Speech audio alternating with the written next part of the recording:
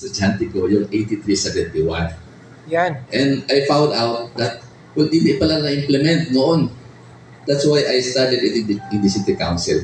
Marami pong pinagdaanan ang resolution na yon. Merong tumutol, merong sumang-ayon, pero malakas po ang tutol noon. Yes. O, bakit? Kasi sinasabi nila, bakit pa tayo mag-create ng isang office IPFR sa City Council when there are already city councilors elected who belongs to the Sama, Yes. who belongs to the Subanon, who belongs to the Yakan. But explain to them na yung creation ng IPFR under the IPRA law is different from the elected councilors at large. No? Kasi napaka-specific po yung batas ng IPRA law.